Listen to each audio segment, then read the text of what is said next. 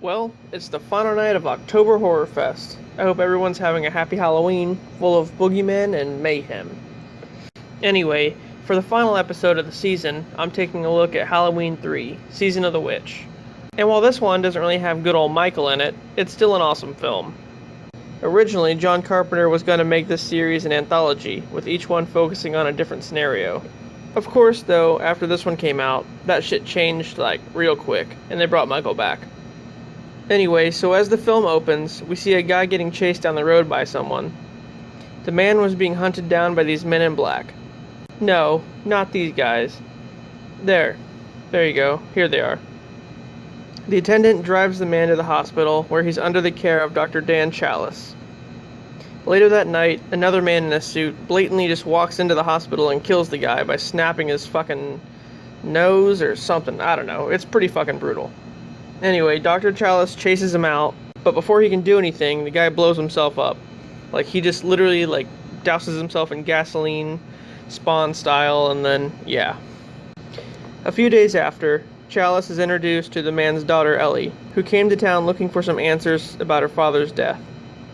Challis tells her about the incident and how the guy was talking non-stop about the Silver Shamrock Company, a novelty shop notorious for making Halloween masks. Together, they travel to Santa Mira, the home of the company, where they find out Connell Cochran, the owner of the company, pretty much funds the whole town.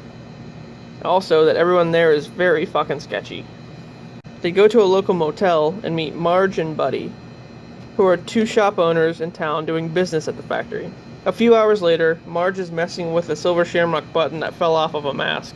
After messing around with it, the button shoots a fucking laser beam into her face, melting it and then turning it into bugs or some shit. I don't know. The next day, Dan and Ellie tour the factory with Buddy and his family.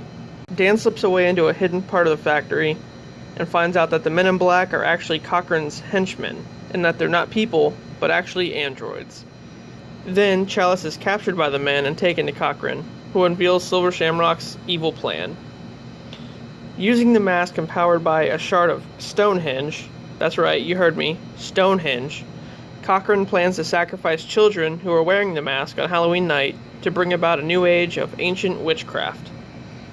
Hold on, first of all, how did they even get the Stonehenge thing in there? For centuries people wondered how they were stacked on top of each other, and, all that bullshit, let alone being moved into the basement of some facility somewhere. No, I'm definitely calling bullshit on that one. Anyway, so all throughout the movie, this commercial is playing, promoting a televised event on Halloween night hosted by Silver Shamrock, basically saying that the kids need to put the mask on and watch the TV. In reality, what that means is the kids put the mask on when the TV's flashing, and then it triggers something in the mask that turns their head into mush, and then snakes come out, and I don't know, something like that. Dan finally escapes capture and attempts to stop the event just as it's about to be broadcast. He rescues Ellie and then electrocutes all of the Cochran androids. Cochran himself gets vaporized by another fucking laser beam. God, this movie and fucking lasers, I swear. Suddenly, Ellie attacks Dan, revealing herself to be an android too.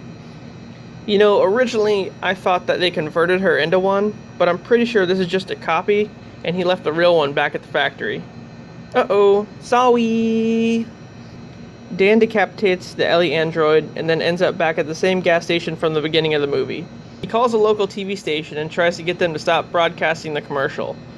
And they give zero fucks. The end. Well, I don't really know what happens next, but presumably all the kids died. So there's that.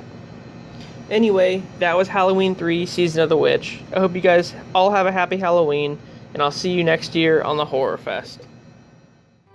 It's almost time, kids. The clock is ticking. Be in front of your TV sets for the Horathon. And remember the big giveaway at 9. Don't miss it. And don't forget to wear your masks. The clock is ticking. It's almost time. Happy, happy Halloween, Halloween,